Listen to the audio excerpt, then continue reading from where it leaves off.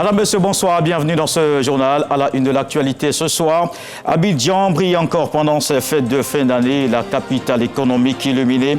La population peut vivre des moments inoubliables, une ambiance particulière de joie qui vise à promouvoir le vivre ensemble et la solidarité ivoirienne.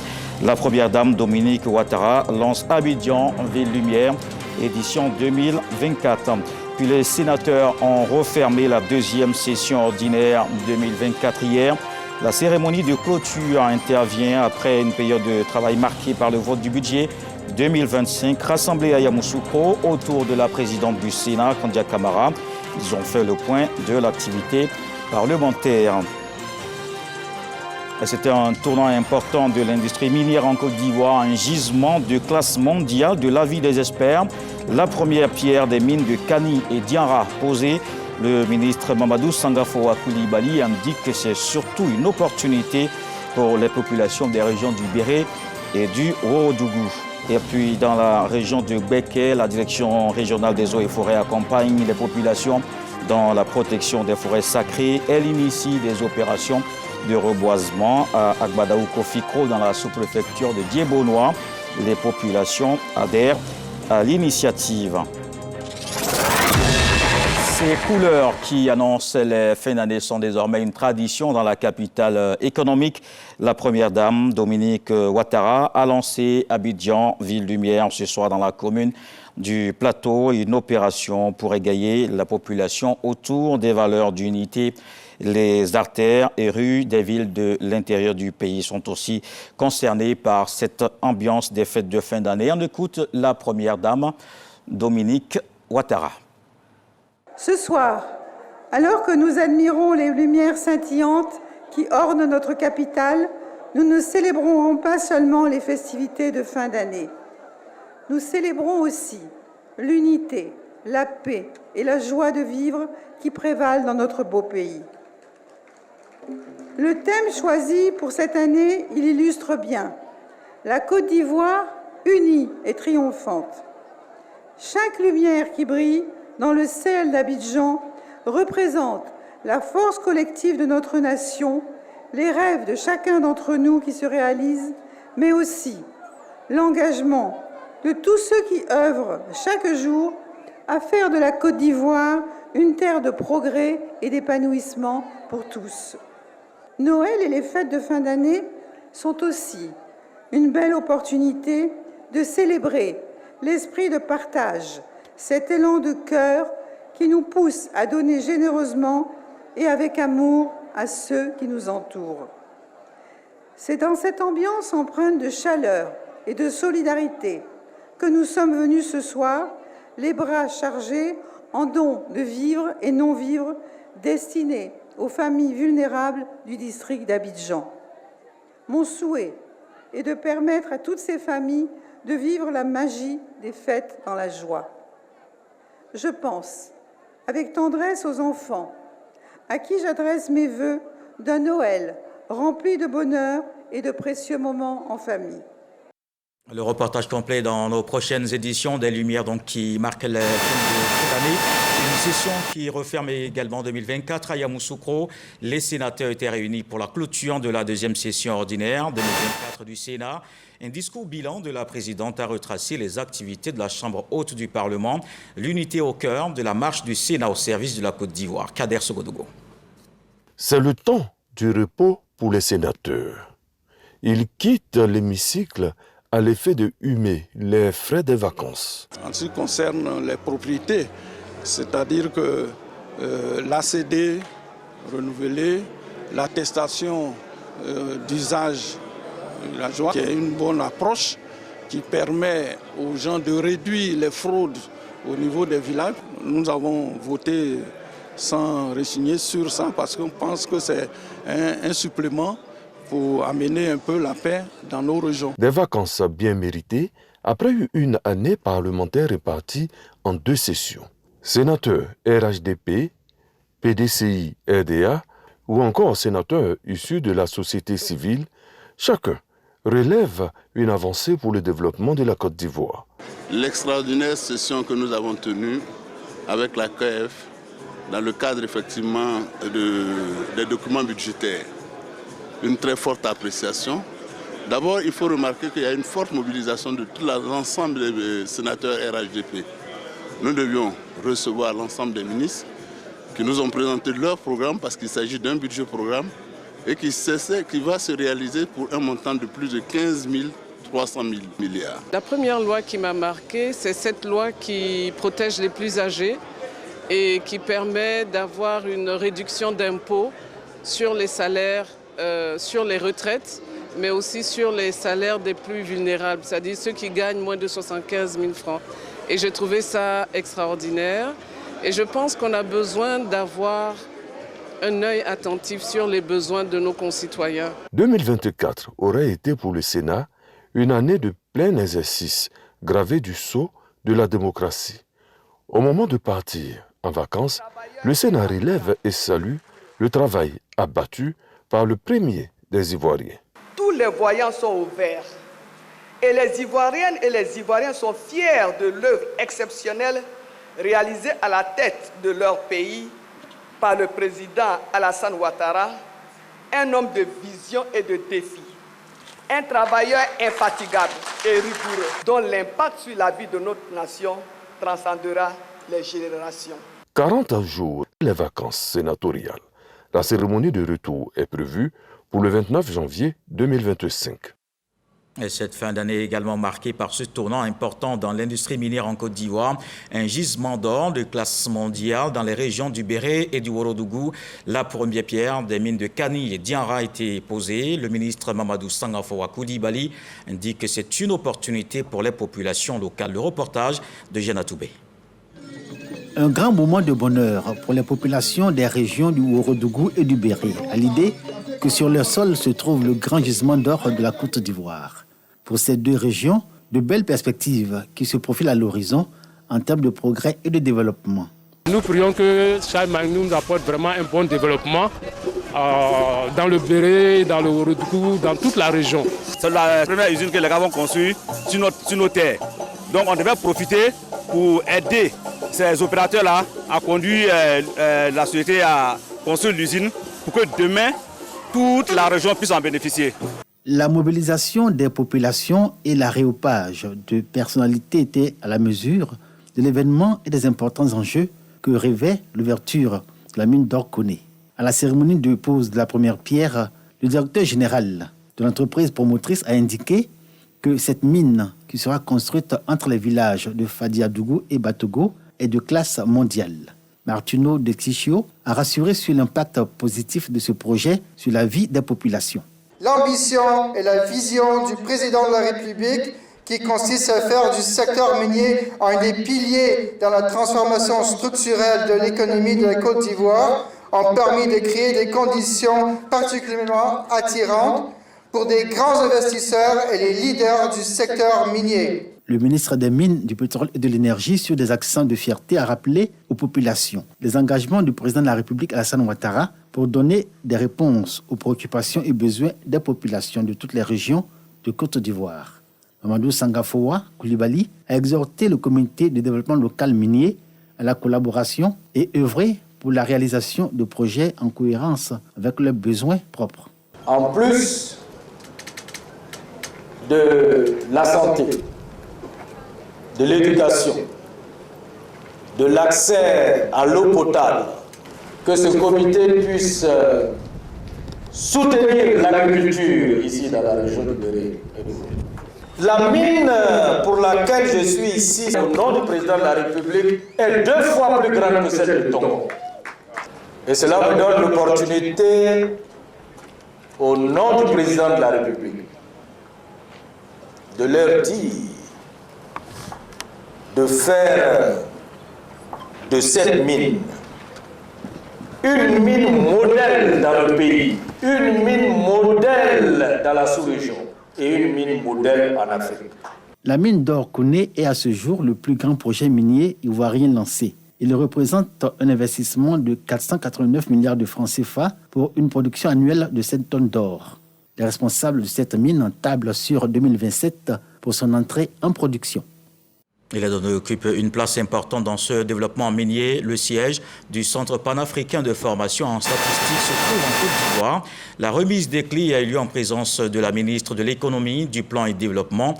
Un bureau désormais opérationnel grâce à un fort engagement de l'État permettra de former davantage de cadres pour contribuer au développement de l'Afrique. Dangui. Les besoins de données statistiques en quantité et en qualité pour la planification, l'élaboration des politiques publiques et le développement durable de l'Afrique sont énormes selon de nombreux rapports relatifs à la thématique. L'Union africaine et les autorités ivoiriennes misent sur l'opérationnalisation du Centre panafricain de formation en statistique dénommé PanStat pour trouver des réponses à ce besoin de données statistiques fiables. Adossé à l'NCA, le PanStat trouve ici la meilleure articulation pour être un des piliers de renforcement du système de statistiques pour l'Afrique, comme le stipule son mandat, aligné sur les aspirations contenues dans l'agenda 2063 qui appelle une Afrique prospère, fondée sur la croissance inclusive et le développement durable. Tout le besoin d'avoir des statistiques fiables pour la réalisation de cette aspiration. La remise du siège du PanStat marque ainsi une étape importante, une étape décisive dans le renforcement des capacités des systèmes statistiques des pays africains, celui de la Côte d'Ivoire en particulier. L'opérationnalisation du PanStat arrive à point nommé pour consolider les acquis de la réforme du système statistique national. Mise à disposition du site de matériel roulant et de fonds de fonctionnement, ce sont environ 700 millions de francs CFA que la Côte d'Ivoire a déboursé pour l'opérationnalisation du PanStat qui va s'adosser sur d'autres centres d'excellence comme l'INCA et l'INPHB. Avec le siège de ce centre de formation panafricain à Abidjan, la Côte d'Ivoire devient la capitale de la statistique africaine, se félicite une étudiante. Et c'est aussi une bonne nouvelle pour la Côte d'Ivoire. Bientôt, 4 produits ivoiriens seront labellisés. Le riz de Danané, la toile artisanale de Korogo, la manquinte des savanes et le beurre de karité. C'est le ministre du Commerce, Souleymane Diarra-Souba, qui a fait l'annonce. Les acteurs ont salué cette reconnaissance et cela représente aussi un enjeu que l'on voit avec Dangui. Après la Turquie des lagunes, le pain baoulé et le café des montagnes de Mans, de nombreux produits du terroir ivoirien frappent à la porte de la labellisation par le système de l'identification géographique. Quoi de plus normal, d'autant plus que le thème même de la 3e édition des Journées ivoiriennes de la propriété intellectuelle et de l'innovation désigne la labellisation par l'indication géographique comme un outil de valorisation des produits du terroir, de préservation de la diversité biologique et un puissant levier de développement local. C'est une première étape. Les étapes d'après, c'est comment consolider une IG qui est créée, comment assurer la promotion de cette IG de telle sorte que les retombées puissent impacter les conditions de vie des populations qui sont majoritairement dans les zones rurales. Les représentants de la communauté économique des États de l'Afrique de l'Ouest, CEDEAO, et de l'Organisation mondiale de la propriété intellectuelle ainsi que ceux de la France ont tour à tour salué les efforts de la Côte d'Ivoire depuis quelques années en matière de développement de l'écosystème des indications géographiques. Et le pays n'attend pas s'arrêter en si bon chemin. J'ai l'honneur de vous annoncer que nous soumettrons l'année prochaine 4 nouveaux produits emblématiques de nos terroirs pour la labellisation au titre des indications géographiques.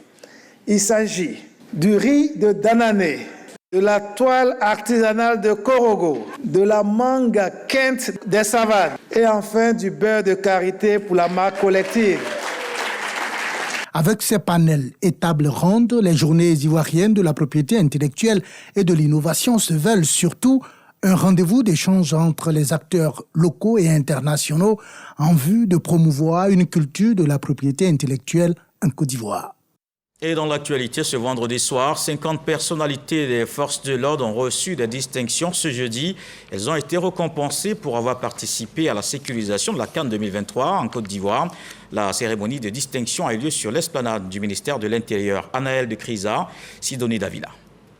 Ils ont été faits commandeurs, officiers et chevaliers dans l'ordre du mérite sportif. Une distinction méritée pour avoir assuré la sécurité lors de la CAN en janvier dernier. Les 50 personnalités issues des différents corps d'armée ont reçu leurs médailles des mains du ministre délégué auprès du Premier ministre, ministre des Sports et du cadre de vie. En nous décernant ce jour cette distinction, vous démontrez une fois encore que l'État de Côte d'Ivoire est prêt à récompenser tous ces vaillants travailleurs qui donnent le meilleur d'eux-mêmes dans un esprit républicain. C'est pourquoi les récipiendaires par ma voix voudraient exprimer leur gratitude à son Excellence, Monsieur le Président de la République Alassane Ouattara. Parmi ces personnalités distinguées, le ministre de l'Intérieur et de la Sécurité, Vagondo Diomandi. Recevoir aujourd'hui une distinction de la nation à l'issue d'un travail que nous avons fait ne peut que nous honorer et nous permettre de savoir que ce que nous faisons est apprécié. Au nom du gouvernement, Silas Aguemech a félicité les récipiendaires pour leur participation non négligeable à la réussite de la CAN. C'est tout à fait normal que la nation rende hommage à ces valeureux serviteurs qui ont tout mis en œuvre pour que tous les défis soient relevés. Au total, ce sont 50 personnalités décorées ce jeudi, dont 30 chevaliers, 16 officiers et 4 commandeurs dans l'ordre du mérite national sportif.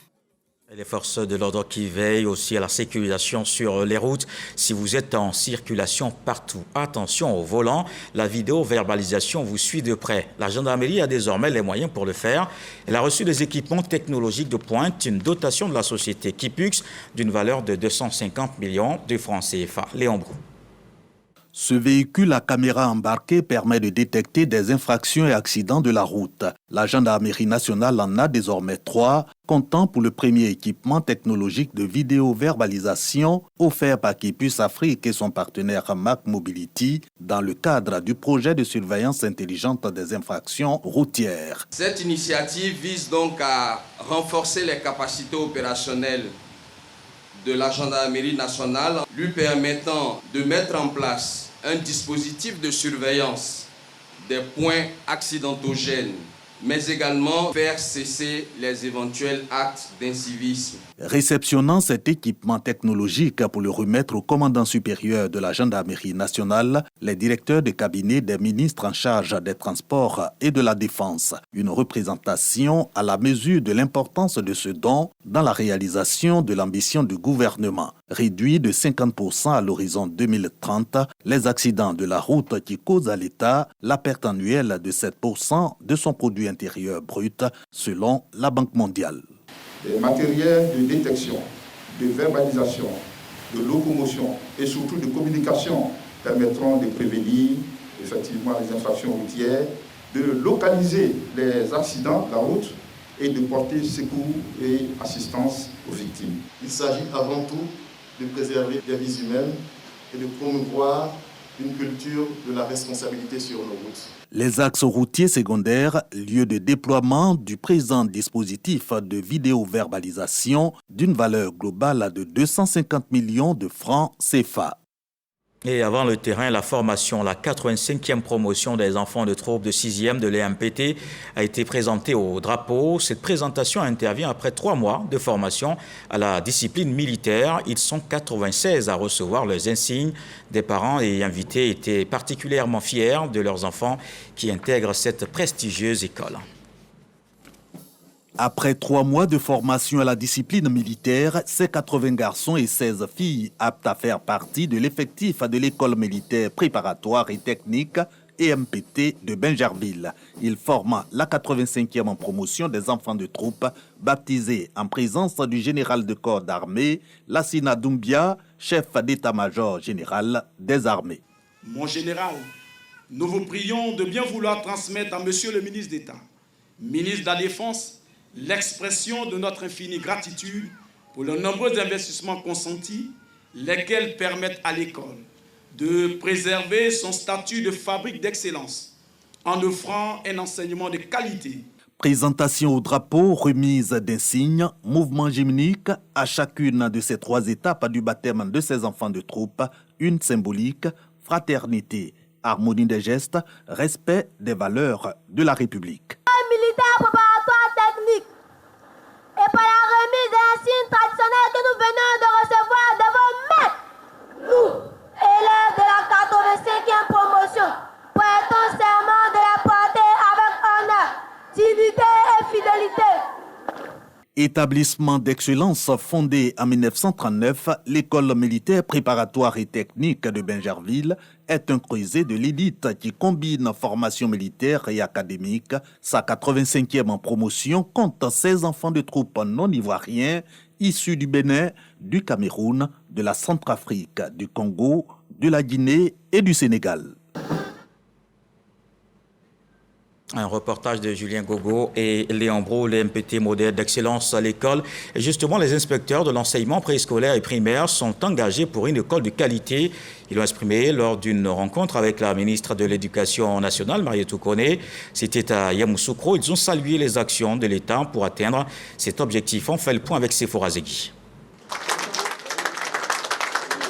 Les inspecteurs de l'enseignement préscolaire et primaire de Côte d'Ivoire sont heureux de la politique éducative du gouvernement ivoirien. Ils sont ici nombreux pour l'exprimer de vive voix à leur ministre de tutelle, Mariétou Koné. Par votre engagement pour la cause de l'école et votre savoir-faire, vous avez su en seulement 3 ans apporter une transformation qualitative dans ce département ministériel par des réformes, des prescriptions et des décisions. Dans le but de renforcer les capacités opérationnelles des acteurs du système éducatif et d'améliorer la qualité de l'enseignement en Côte d'Ivoire, il vous a plu de distribuer en moins de 3 années 322 voitures et 1755 motos. Toutes les structures du ministère ont également été équipées en matériel informatique et bureautique. Au nombre de 322, les inspecteurs de l'enseignement préscolaire et primaire sont chargés essentiellement de veiller à l'application des normes pédagogiques et de contrôler le travail des enseignants sur le terrain. Pour Mariétou Koné, ce rôle apparaît alors comme un rôle clé dans l'amélioration des performances de l'école ivoirienne. Les IEP méritent d'être motivés et encouragés parce que je vous ai dit, c'est pour la base. L'enseignant du primaire, c'est le premier à accueillir et à accompagner le jeune enfant qui prend le chemin de l'école pour l'acquisition des connaissances, pour l'acquisition des valeurs morales, pour l'acquisition des valeurs citoyennes qui vont faire de lui un être totalement accompli sur le plan humain, social, intellectuel et professionnel. Et donc, c'est vous, les premiers à modeler les comportements et les attitudes de l'élève. C'est pourquoi je vous exhorte à vous débarrasser de certaines pratiques qui ne font pas honneur à la profession enseignante. En plus de l'association des inspecteurs de l'enseignement préscolaire et primaire, elle a rencontré entre autres les assistants administratifs et comptables, les directeurs des centres d'orientation et chefs d'antenne pédagogique. Allons maintenant dans la région de Béké. La direction régionale des eaux et forêts accompagne les populations dans la protection des forêts sacrées. Elle initie des opérations de reboisement et de sensibilisation. L'idée étant la restitution du couvert forestier ivoirien à Agbadaou Kofikro dans la sous-préfecture de Djébonois. Les populations adhèrent à cette opération. Elles se mobilisent régulièrement pour lutter contre les effets du changement climatique. Et puis dans l'actualité politique ce soir, la coordination régionale RHDP de Marcory a tenu ce week-end une séance de renforcement de capacité de la société civile, un atelier pour expliquer la contribution de ces acteurs dans la vie du parti, une mission de paix et cohésion sociale à renforcer. Julien Gogo, Sidonie Davila. Initiative du coordonnateur adjoint en charge de la société civile du Rassemblement des Oufouettistes pour la démocratie et la paix RHDP. Ce séminaire de renforcement de capacité de la société civile répond à un objectif spécifique selon ses organisateurs. Le rôle de la société civile dans l'accompagnement d'une gouvernance, que les gens comprennent quelles sont les attentes par rapport à eux en tant que société civile. D'aucuns penseraient que la société civile est cette organisation-là qui n'est là que pour décrier les actions des pouvoirs publics. La société civile est là un peu comme régulatrice en accompagnant l'action publique quand elle est productive. Société civile, quelle gouvernance pour une victoire assurée du RHDP à Makori? Voici la thématique décortiquée au cours de cette formation. Il s'agira de mettre en mission ces acteurs pour porter la voix du parti auprès des populations de la commune de Makori. Nous venons ici pour représenter le ministre à l'ouverture de ce séminaire. Le parti a eu un nouveau souffle. Cela se démontre même dans l'enrôlement que nous avons eu à faire tout récemment.